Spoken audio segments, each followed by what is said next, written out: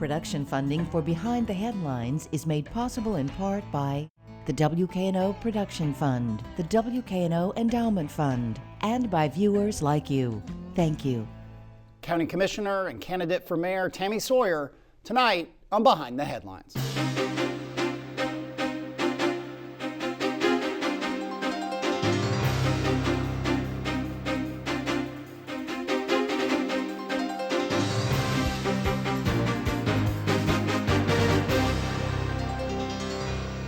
I'm Eric Barnes with the Daily Memphian. Thanks for joining us.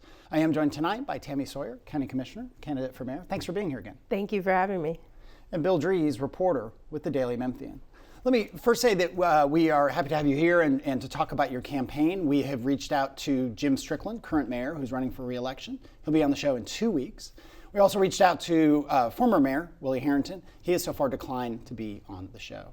So we'll get started. We'll talk about issues, talk about some of the things you've been campaigning on.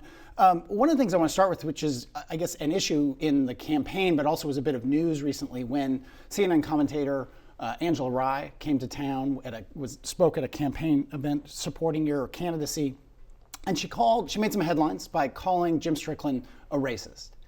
Do you think that Jim Strickland is a racist? Thanks for asking. First, I'd just like to say thanks for having me and the opportunity to come and speak today when so many debates have been canceled, and being able to get what is important to us in this race out is very important, and I hope we get more opportunities like this. But to answer your question, Angela Rye came as a friend and as a supporter. What we need to remember is that the mayor disrespected Angela when she was paid to come to Memphis and speak during MLK 50. He chose not to greet her. He chose to walk out of the event. And then he went on TV and said, "I don't know who she is." In a world where we are continuously watching Black women silenced, it is not surprising that Angela took offense to that and feels that a mayor who continuously upholds systemic racist policies, that she would feel those things about him. And so, go ahead, finish it up, sure. For me, Angela has her opinion about the mayor, and I feel that she has a right to that opinion. As far as I'm concerned, what I see in the current administration is a mayor who chooses continuously to silence Black people, especially Black women, who continuously uses his administration to uphold the systemic oppression that we see rampant throughout Memphis, and is not, as we would say, anti-racist. Great book out right now, How to Be Anti-Racist by Ibram Kendi, and I would recommend so many people look at that. And I think that the discussion needs to be about how are the policies that are being upheld by this administration, how are those funneling racism in the city? I was interrupting you to yeah. ask. What are examples of those policies that you feel are racist policies, upholding racism and suppressing especially Black women? Absolutely. So, on the oppressing Black women front, personally as a Black woman, I've been on the side of surveillance, of being silenced by this administration without any reason for that. There's an article written, really great article this past weekend by Bill himself, but I was not someone who laid on the mayor's lawn. I was not someone who's ever enacted violence or threatened violence against the mayor. I've actually suffered from violence threatened against me myself. And even when I think about this entire story of the mayor being the one who removed Confederate statues, but the city provided tactical support and spent dollars to escort the sons of the Confederate veterans back and forth to Forest Park, to the point where they actually said, "Thank you to Mayor Jim Strickland and the Memphis Police Department for your great support of us." In the meantime, today it's been announced that Crime Stoppers is giving awards for people who were involved in the Frazier unrest. At a time when we are realizing that people are taking to streets, people are continuously protesting because of this these continuous issues, and we're allowing the police department to give money to arrest people who were in the Frazier protests. And so it's a continuous disconnect in where people of color are saying they need support. This is a mayor who stayed silent when 630 Latinx people were removed from Mississippi last week, when we have the fastest growing Hispanic population in the state. And, it was said that there were probably at least 150 families who were looking for shelter in Memphis that next night because they were afraid that their homes would be raided as well. This is a mayor who has stayed silent and won't say the names of Black people who were killed during police violence. Even when you stand with police officers, which as mayor is your right and duty, to not say the names of those who have been killed, there's a whole movement, say their name. And we could go on and on and on. But what we have to do is disrupt racism. What we have to do is be an active disruptor of these systems. Just this week, 6 schools were closed in the first week of school due to either power being out or air conditioning being out. And that's the first week of school. It is ground zero for kids building a foundation. The reason it's tied to racism is because Shelby County Schools is 90% Black. But let me interrupt a little bit. We got 25 minutes, okay. so we'll definitely have a conversation about these issues. As mayor of Memphis, and if you were to win, and the office you're running for, you don't have any authority. The mayor does not have any authority over what goes on in Mississippi and with ICE in Mississippi. And it doesn't have really any authority, and people lose track of this. But the mayor of Memphis has no real authority over what happens in the school system, the Shelby County school system. So how would you as mayor have handled those two things differently? So yes, the mayor doesn't have any authority over what happens in Mississippi, but Mississippi is 2 minutes away from here.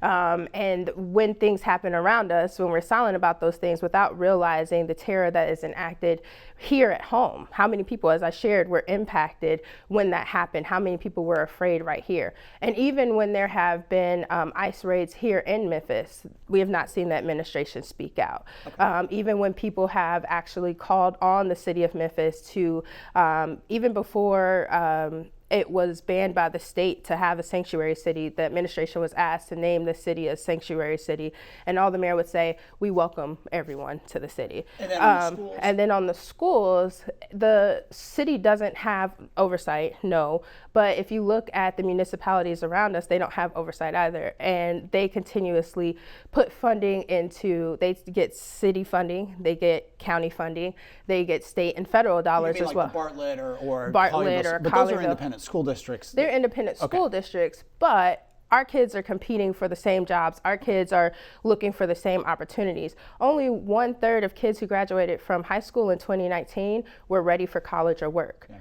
And so that needs to be important. When we're asking businesses to come here and 2/3 of we're not replenishing our workforce by 2/3, that's important. And there is an issue where if we can only give $0 to our kids' education, how do we tell them that they matter? All right, let me bring Bill in. Commissioner, is it your view then that the mayor's race, the campaign, the discussion of the issues is part and parcel of what we see happening nationally around issues that are of nationwide importance, or is it just about what happens within the borders of Memphis?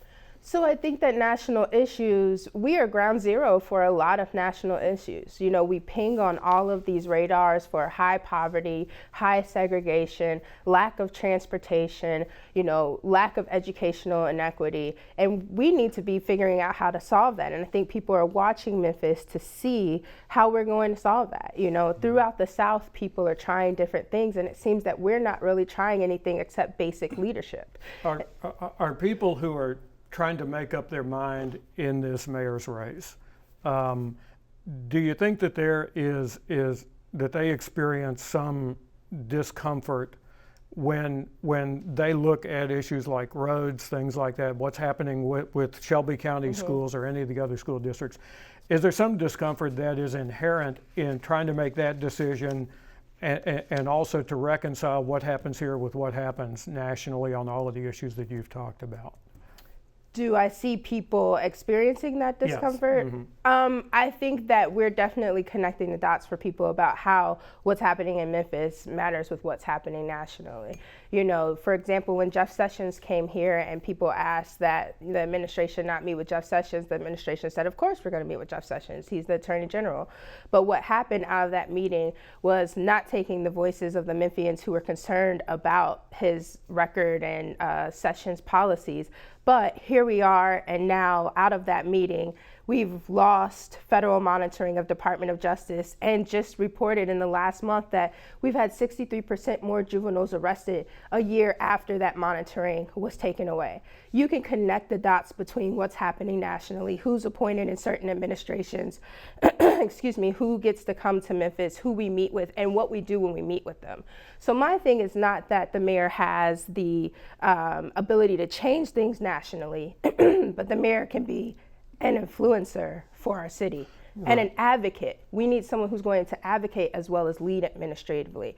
And so being, again, this basic leadership, and then the basics that you're providing aren't reaching everyone. So even if you're not talking nationally, I represent District 7, and I drive down major streets that haven't been paved and continue to have potholes. Let's come back to and give you a chance to have a glass of water there. And you want to stay with you, Bill, on this issue? Yeah, we talked about this a bit on the politics podcast, and that is kind of the thing about there is momentum that the mayor's advocating, and then there is, and you even have used the word disruption. Is that the ultimate choice? Is that the choice that you feel like is over all of these issues going into the mayor's race? So I do believe we have to disrupt the status quo. The momentum that is being seen is seen for a just few. Tens of millions of dollars for parking garages while schools are being closed. If someone was advocating for the children, the Black and brown children of Memphis, they would see an urgency to put city dollars in ways that could help education.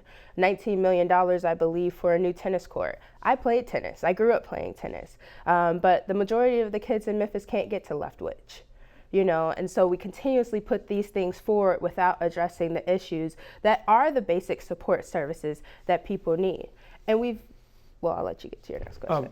Yeah, so to just talk about that for a second then in terms of the voters, going back to the voters who are kind of still making up their mind about this. Do you look at the election as where your stand on the issues is going beyond the mayor's race? I mean, obviously, if you become mayor, there are changes that are involved with that. But is there a larger movement that depends on what happens in the mayor's race in terms of how many votes are there, in terms of what the support looks like? I do think that matters. I think that, we have all kinds of positions. We saw a pink and blue wave last year with the county and state races. How does that continue? How do people continue to have the support to advocate? A lot of people don't think that they can run for office and be more progressive, can show people-centered issues, that they have to go with the usual course, that they have to be big business, that they have to be silent about, the more challenging issues that we're facing. So what I think that this race represents for so many is the possibility that we can have a mayor who will speak to the issues that we're facing every day, that the parents who are struggling to get to work on old transportation systems will hear somebody who's going to advocate for them while running for mayor and while being mayor. And so I think that this shows an ability for, moving forward, what the political world of Memphis looks like. Well, it's about midway through the show, so 13 minutes left. Some of these things you're talking about, you mentioned transportation, you mentioned schools, you mentioned paving, and then you mentioned priorities of where spending is happening. Right. The city of Memphis has a finite budget, right? I mean, and so how do you take the money it's spending, where would you take that money from? Would that be from police? Would that be from fire? Those are really the biggest expenses on the operating side. Would it be tax increases to fund increased spending at the school level? How on a dollars and cents basis would you implement these things you're talking about? Right. So as you know, we have about a $750 million budget here in Memphis. And so the way that budget has been decided has been by the administration and influencers of that administration. Memphis Tomorrow, people who have, a lot of access in that way. What we are looking to do is to present the budget to the people and have participatory budgeting, meaning that we'll take that budget out into the community and say, how would you slice up this pie? North Memphis, South Memphis, whatever. So I rarely say, I'm going to do 10% here, I'm going to take this from here, because I want to hear what the people have have to say first. I do believe that what the outcome will be is that we go from $0 invested in K through 12 education to more. I'm not saying that we'll increase taxes on day one or even in month 4. I think that the first year I want to see how we chop up the budget based on the input from the community. And I think that the community will speak up in a way where they believe a lot of the same things, because we built this idea based on people's input. Where is I mean, to some degree, isn't the city council meant to be that representative of the people? Where does the city council fit in that conversation you just described? Well, what's exciting when you talk about the political climate is that you have a city council that could be a whole new city council, in a lot of ways. And so participatory budgeting has happened in a lot of cities across the country, and city councils play a role in that. I think that most leadership that's rising or, that is a part of modern leadership has no problem allowing people to be a part of that process. And you talked about the possibility of tax increases. That definitely gets people's ears going. Certainly the business community says we already have a huge tax, burden. It's higher than anywhere else in the state, and it's a real drag on growth. But you are saying that a property tax increase is on the table, or I don't want to put words in your mouth. I'm saying that there's no increase that's off the table. Okay. I'm not saying there's no taxes. We've mentioned crime, and obviously I mentioned in the context of the budget, it's one of the police force is one of the biggest expenses for the city government. Mayor Strickland has ran on and in his administration and now in his re-election campaign has talked about rebuilding the police force and getting back up to a number, I think about 2,300. They're approaching 2,100. What is your take on the best way to fight crime, and let's start with how many police officers does the city of Memphis need? So again, I think that 2,300, that we're getting to a point of being excessive. One model that I look at is Stockton, California, where they were able to freeze their hiring levels and hired a police chief, one who actually applied for the job here and wasn't selected, but hired a police chief who believed in community-oriented policing. And what they were able to do was not just reduce crime, but also reduce police-involved shootings.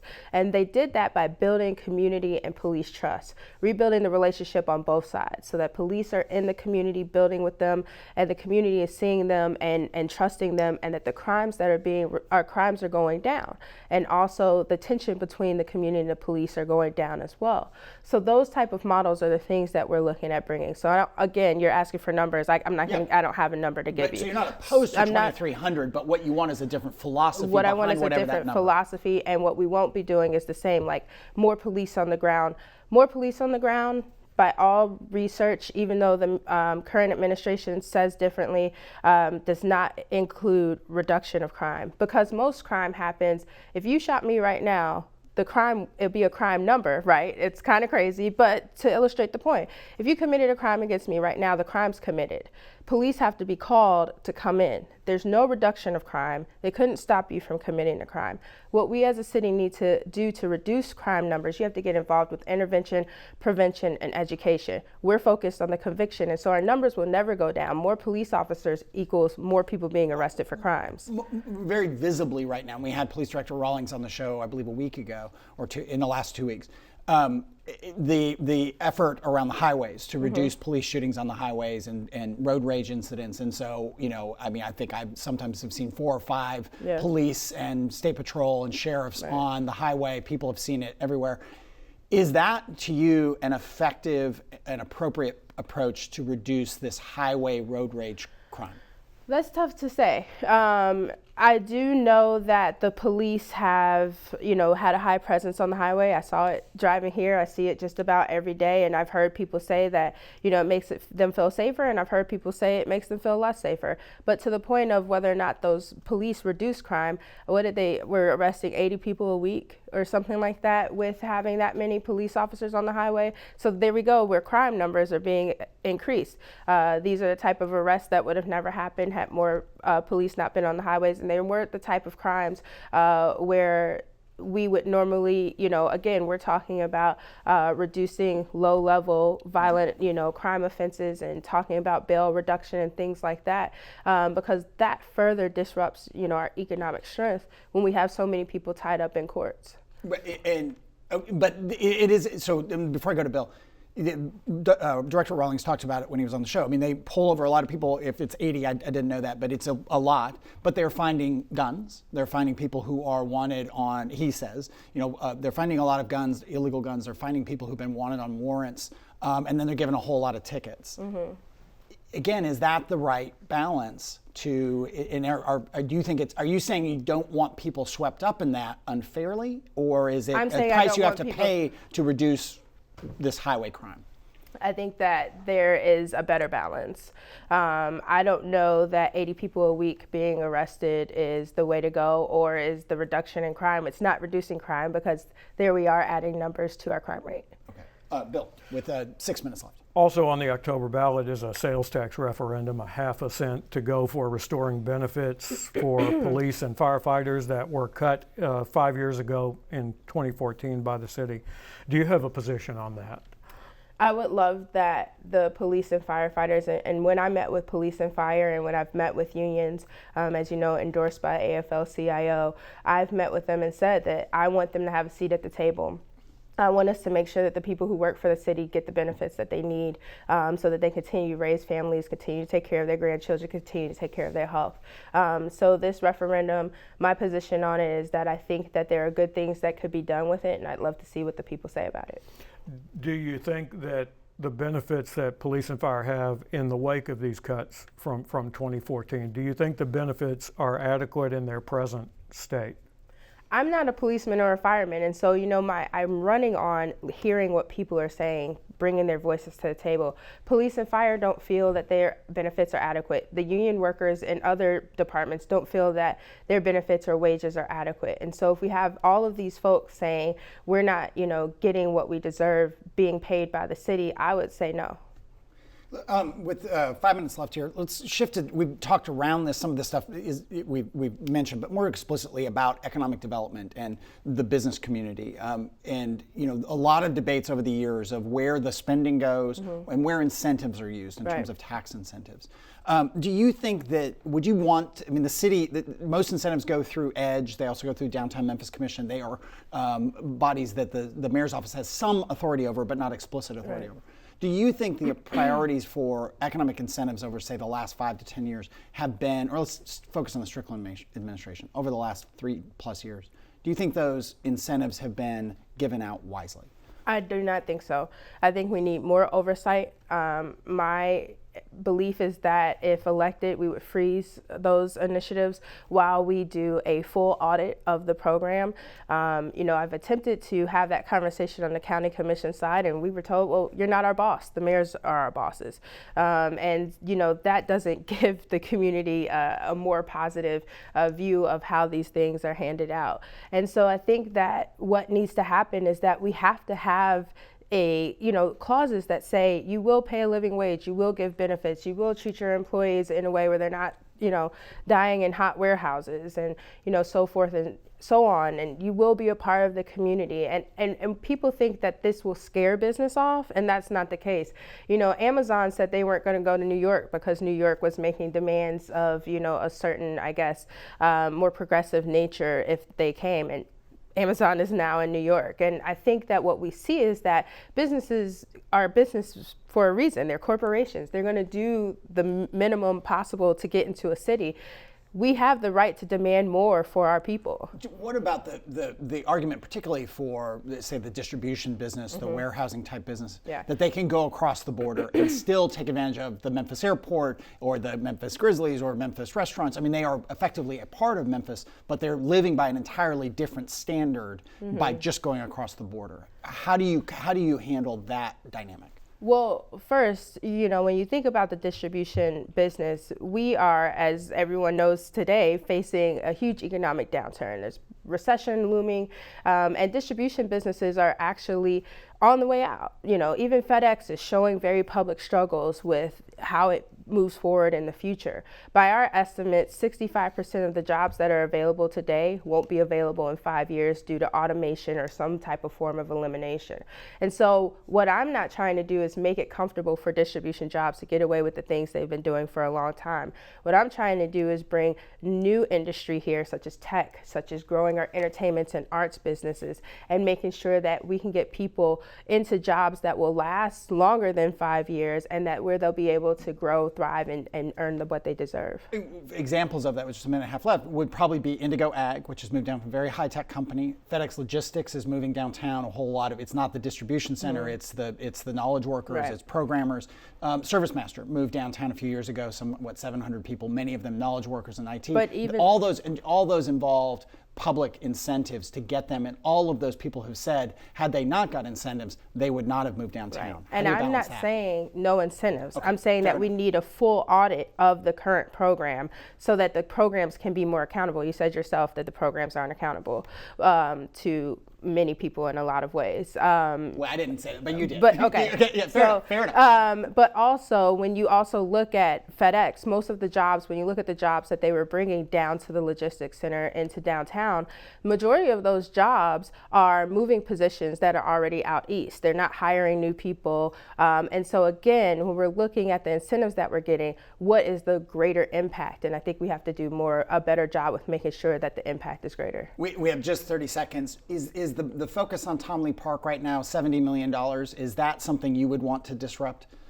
Or is that $70 million appropriate? Is that something I would want to disrupt? Tom Lee Park is not a priority for my campaign. Okay. And what I think needs to happen again is there's not been a lot of accountability with Mayor Strickland. He does what he wants to do. He doesn't listen to people. The people of the city have said they had an issue, and I would listen to what the people want done. All right, we will leave it there. Thank you. We had a whole lot more we couldn't get to. We appreciate your time immensely. Sorry I left you out there at the end there, Bill. But thank you all for joining us. Again, we've asked Dr. Harrington to come on. He's declined. Jim Strickland will be on in 2 weeks. Thanks for joining us. Good night.